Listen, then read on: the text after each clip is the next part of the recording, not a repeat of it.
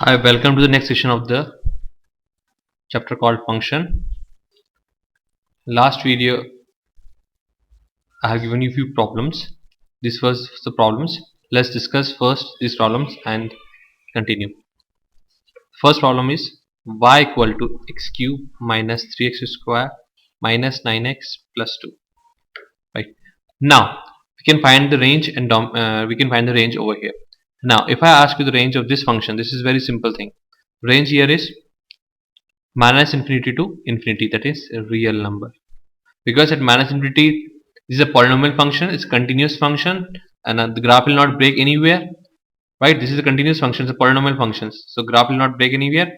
And for x minus infinity, the value y is minus infinity. For x infinity, y is infinity. That means graph will move from minus infinity to plus infinity. Right, so somewhat the graph would be like this. So it will take all the values continuous function. So this is the range is r. Now let me complicate this problem. Let me define the domain here. X belongs to minus 2 to 5. Now this, by including these things, we have complicated the problem. Now x belongs from minus 2 to 5. Now we have to find the range for this thing. X value of x equal to minus 2. To calculate the value at minus 2, we have to calculate the value of 5. We don't know where is minus 2 here. Minus 2 will come here, minus 2 can come here, minus 2 can come here, anywhere. We don't know. We have to calculate the roots of this equation. We have to calculate the minimum value of this equation. Then only we are able to find the range of this function. Now let's start here. Y equal to x cube minus 3x square minus 9x plus 2. Right. Now let's find a critical point first, where the graph changes its positions. That means कहाँ पे graph अपनी position change कर रहा है, वो हमें पता लगता है D Y by D X से. हमने D Y by D X calculate किया, ये आती value 3x square minus 6x minus 9. जब इस वैल्यू हम देखा 3 कॉमन निकाला हमने यहाँ से, x square minus 2x minus 3, हमें मिला 3x minus 3 x plus 1. Right, ये हमें चीज़ यहाँ मिल गई. और जब हमने इसको देखा तो हमें पता लग गया कि मैक्सिमम और मिनिमम जो एग्जिस्ट करेगा वो x इक्वल टू 3 और x इक्वल टू माइनस 1 पे. राइट, अब मैक्सिमा अकर करेगा या मिनिमा अकर करेगा, ये हम डी स्क्वायर वाई और D by T X square से निकाल लेते हैं. डी स्क्वायर वाई पर डी स्क्वायर की वैल्यू क्या होगी, x 3x square minus 6x minus 9. इसका मतलब ये हो गया 6x minus 6. So x equal to 3 पे वैल्यू क्या आती है, पॉजिटिव आती है. यानी कि D Y by square by D X square at x equal to 3 value क्या है positive, and d square y upon dx square x equal to minus 1 पे वैल्यू क्या आती है नेगेटिव. दैट मीन जहां वैल्यू पॉजिटिव आती है तो ये क्या पॉइंट हो गया, हमारा मैक्सिमा पॉइंट हो गया. This is called the maxima. और ये जो मिनिमम वैल्यू आई नेगेटिव वैल्यू क्या हो गया, हमारे मिनिमा हो गया. हमें मैक्सिमा और मिनिमा के बारे में पता चल चुका है. अब जहां मैक्सिमा है उसकी वैल्यू कैलकुलेट कर लेते हैं. हो सकता है, देखो मैक्सिमा मिनिमम कंफ्यूज नहीं होना है. मैक्सिमा वो होता है जिसके आसपास की यानी इर्द गिर्द की वैल्यू कम है उससे. मिनिमम वो पॉइंट होता है जहां पे उसके आसपास की वैल्यू ज्यादा होती है. मैक्सिमम मिनिमा फंक्शन का मैक्सिमम मिनिमम वैल्यू नहीं बताता है, वो सिर्फ मैक्सिमम वो पॉइंट होता है जिसके आसपास की वैल्यू कम है, जहां टर्निंग पॉइंट है. This point is called the maxima point and this point is called the minima point. तो हमें x इक्वल टू माइनस 1 पे क्या मिला, मैक्सिमम मिला. x इक्वल टू 3 पे हमें मिनिमम मिला. शायद गलत लिखा है यहाँ पे. अब दोबारा ग्राफ बनाने की कोशिश करते हैं. x की वैल्यू जब 0 होगी, x cube minus 3x square minus 9x, x की वैल्यू जब 0 होगी तो वैल्यू क्या होगी 2. x 0 पुट कर दिया हमने, वैल्यू हमें 2 मिल गई. ग्राफ पॉइंट चेंज कहाँ कर रहा है, माइनस 1 और 3 पे. माइनस 1 पे मैक्सिमा है, हमने मान लिया कि माइनस 1 ये पॉइंट आ गया. माइनस 1 में वैल्यू आती है minus 1 minus 3 minus 9 plus 2, that means 7. यानी कि इसकी वैल्यू समवॉट 7 आती है. अपने यहाँ पॉइंट मार्क कर लिया कि यहाँ भी इसके ये मैक्सिमम पॉइंट है, इसके बाद ग्राफ नीचे आ रहा होगा और यहाँ से ऊपर आ रहा होगा. ठीक है. और दूसरा पॉइंट था हमारे पास x इक्वल टू 3. तो x इक्वल टू 3 पे वैल्यू कैलकुलेट कर लेते हैं. 3 पे वैल्यू करें 327 माइनस 9 27 माइनस 27 प्लस 2, कितना आ गया हमारे पास, ये 25. यानी कि यहाँ के 25 होगा नीचे, यानी यहाँ मैक्सिमा है मिनिमा है यहाँ पे. तो ग्राफ इस पॉइंट से इसके आसपास की वैल्यू जो होंगी इससे नीचे कम होंगी, यानी कुछ ऐसा सा आ रहा होगा। और ये x इक्वल टू 2 पे कट करता हुआ आ रहा है, तो हम ग्राफ को ज्वाइन कर लेते हैं यहाँ से।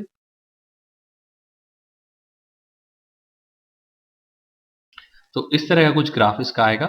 अब हमें जो डोमेन निकालना है, रेंज क्या दे रखी है हमें, x की वैल्यू -2 से 5 तक। अब -1 पे तो वैल्यू ये हो गई, ठीक है।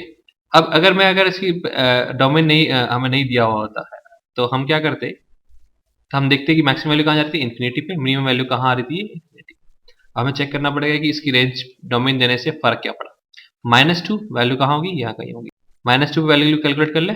-2 पे वैल्यू आती है -2 का क्यूब, दैट इज 8 -8, और कैलकुलेट करते हैं -8 माइनस 2 टू 4, 4 से 12 -12 प्लस 18 प्लस 2। तो यहाँ वैल्यू हमारी आती है -8 -12 प्लस 18 प्लस 2, 0। मीन्स यहाँ पे अगर आप -2 की वैल्यू क्या है, 0। तो -2 यहाँ नहीं, यहाँ पे होगा, तो यहाँ पे वैल्यू क्या आई हमारी, 0 आ गई, राइट। तुम्हारी -2 की वैल्यू यहाँ पे आ गई 0 पे। अब -2 से लेकर 5 तक की बात हो रही है। 5 वैल्यू कहाँ होगी हमारी, 5 यहाँ कहाँ होगा। जब हम 5 की वैल्यू कैलकुलेट करते हैं यहाँ पे 5, it means 5 cube that is 125 minus 5 5 is 25, 3 is 75 minus 45 plus 2। Value कितनी आती है, 125 -70 -45 प्लस 2, यानी -120 प्लस 2 37। 7 का है पॉजिटिव क्वांटिटी में, यानी कि हमारी जो वैल्यू है यहाँ कहीं होगी 5 की, जिसमें वैल्यू कितनी आ रही है हमारी, 7 आ रही है। और ताज्जुब वाली बात है कि x इक्वल टू 1 -1 पे भी वैल्यू 7 आ रही है, यानी कि यानी कि ये जो वैल्यू है 7 रह गई। यानी कि -2 से लेकर 5 तक के हम ग्राफ की बात करें, बाकी ग्राफ एलिमिनेट कर देते हैं। अगर मैं -2 से ग्राफ बनाना शुरू करता हूँ, तो हम मुझे जो डोमेन दे रखा है, तो अगर मुझे उसी में इंटरेस्ट रखना है, तो मेरा ग्राफ जो रह गया वो सिर्फ वाला पार्ट रह गया। सिर्फ इस पार्ट में मुझे देखना है कि वाई मेरा जो रेंज है वो कहाँ से कहाँ तक है। यानी कि मेरी यहाँ पे वैल्यू जो कितनी आ रही है, 7 आ रही है, और जब से कम वैल्यू जा रही है वो 3 पे जाएगी, मिनिमा है हमारा। तो 3 पे वैल्यू कितनी आ रही है हमारी, 3 पे वैल्यू हमने कैलकुलेट की थी अभी 25, ठीक है। -25 वैल्यू जो थी यहाँ पे 3 पे हमारी। इसका मतलब जो रेंज है हमारी वो कहाँ से कहाँ तक होगी, -25 to 7। So this is the range. सो जब भी प्रॉब्लम के अंदर डोमेन की रिस्ट्रिक्शंस डाल दी जाती हैं, तो क्वेश्चन करना डिफिकल्ट हो जाता है। यहाँ हमें पता करना पड़ेगा कि मैक्सिमम वैल्यू क्या होगी, मिनिमम वैल्यू क्या होगी, मैक्सिमा क्या होगा, मिनिमम क्या होगा उस पर्टिकुलर काउंट रीजन के अंदर। Next problem, y is equals to x as to power mod x। ये फंक्शन था, इसकी हमें रेंज निकालनी थी। जब भी हमें ये जो फंक्शन होता है ग्रेटेस्ट इंटीजर फंक्शन, ये आ जाता है, थोड़ा सा कॉम्प्लिकेशंस बढ़ जाती है। हालांकि ये एग्जाम्स में नहीं आता, लेकिन बच्चों को क्यूरियोसिटी रहती है इस ग्रेटेस्ट इंटीजर फंक्शन की। तो जब भी ग्रेटेस्ट इंटीजर फंक्शन आए, हमें रेंज निकालनी है यहाँ पे बाय x की पावर ग्रेटेस्ट इंटीजर दिस। यानी कि अगर मैं इसको यहाँ पे मैं अगर डोमेन लगा देता हूँ, डोमेन देता हूँ x कहाँ से कहाँ तक वेरी करता है, x 1 से लेकर 3 तक। मैंने डोमेन दे दिया आपको, x की वैल्यू है 1 से लेकर 3 तक। अब चेक कर लेते हैं ग्रेटेस्ट इंटीजर फंक्शन 1 से 3 तक की बात करें, तो हम x इंक्लूडिंग 1 अप टू 2 की बात करें, तो फंक्शन हमारा क्या बन जाएगा, y इक्वल टू, ये वैल्यू क्या हो जाएगी 1 से 2 के बीच में 1, दैट इज x। x की वैल्यू हम 2 से 2 इंक्लूड कर लेते हैं, 3 तक बात करें, तो y इक्वल टू फंक्शन क्या बन गया, x स्क्वायर। x की वैल्यू 3 तक है, x की वैल्यू इक्वल टू 3, तो चेक करें तो y की वैल्यू क्या होगी। अब इन तीन हमारे पास डिफरेंट फंक्शन आ गए अलग अलग वैल्यूज के लिए। कोशिश करें हमसे ग्राफ बना लें, तो जल्दी से हमारा आंसर आ जाएगा। 1 से लेकर 2 तक के बीच में जो है वो ग्राफ लीनियर है, 1 2 एंड 3। 1 से 2 तक के बीच में जो ग्राफ है, 1 पे वैल्यू क्या है 1, और 2 पे वैल्यू क्या आएगी, 2 इंक्लूडेड नहीं है, y इक्वल टू x चल रहा है, 2 पे वैल्यू अगेन 2 होगी। तो हमारा जो लीनियर ग्राफ होगा, यहाँ पे 2 पे वैल्यू इंक्लूडेड नहीं है, ऐसे ग्राफ चला। 2 से लेकर 3 के बीच में ग्राफ है एक्स स्क्वायर, यानी कि x इक्वल टू 2 पे वैल्यू क्या आ रही है 4, यानी कि हमारा ग्राफ यहाँ से स्टार्ट होगा कुछ 4 से, ठीक है, यहाँ इंक्लूड है वैल्यू। एंड जब 3 पे जाएगा तो ये क्वाड्रेटिक ग्राफ रहेगा इस तरह का, और जब 3 पे वैल्यू पहुंचेगी, 3 तक पहुंचेगा जब ये, तो क्या वैल्यू जाएगी इस फंक्शन की 9, और जो कि 9 इंक्लूडेड नहीं रहेगा, और 9 पे वैल्यू क्या आएगी 27, यानी कि कुछ हमारा ग्राफ ऐसा रहेगा। और इसका मतलब जो हमारी रेंज हो गई वो क्या होगी 1 से लेकर 2, यानी कि 1 से लेकर 2, जिसमें 2 इंक्लूडेड नहीं है, 1 इंक्लूडेड रहेगा, यूनियन 4, ये 4 है, से लेकर 4 भी इंक्लूडेड रहेगा, से लेकर 9 इंक्लूड नहीं रहेगा, यूनियन 27। तो यहाँ पे value x equal to 27 value थी। तो हमारी रेंज इस तरीके से कैलकुलेट हो गई। एक क्वेश्चन और करते हैं, थोड़ा सा डिफिकल्ट है। y equal to cos inverse of x square minus x, where this function is called greatest integer function.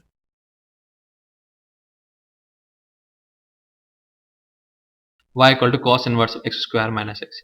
अब यहाँ पे ग्रेटेस्ट इंटीजर फंक्शन भी है और अंदर इक्वालिटी है, बाहरी इनवर्स ट्रिग्नोमेट्रिक फंक्शन। देख लेते हैं, x स्क्वायर माइनस x जो है इसकी वैल्यू क्वाड्रेटिक है, इसकी मैक्सिमम वैल्यू इन्फिनिटी होती है, अभी हमने देखा था। मिनिमम वैल्यू क्या होगी, minus D by four, that is minus one by four. लेकिन जब भी कॉस इनवर्स की बात होती है, कॉस इनवर्स की मैक्सिमम वैल्यू क्या होगी, वन, मिनिमम वैल्यू क्या होगी, माइनस वन।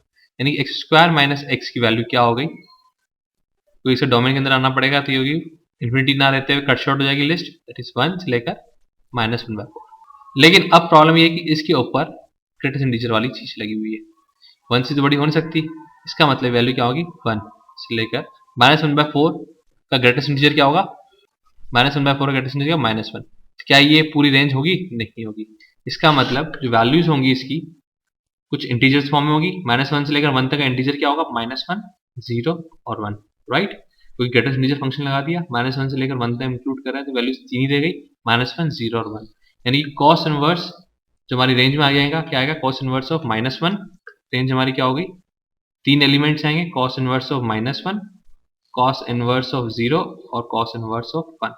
अभी तीन एलिमेंट हम निकाल लेते हैं। तीन एलिमेंट हो गया हमारे, cos inverse of zero is pi by two, cos inverse of one is zero and cos inverse of minus one is pi.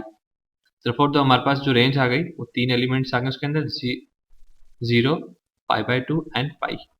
That's it. This is the range of this function. In next video we'll discuss the problems y equal to e raised to power cos inverse x, y equal to sin square x plus sin x plus 1. You need to find the range of these functions.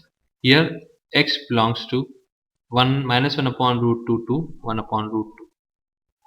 Here's y equal to sin square x plus sin x plus 1. We need to find the range here. These two problems discussed in the next video, and we'll discuss about the more range kind of problem. Thank you.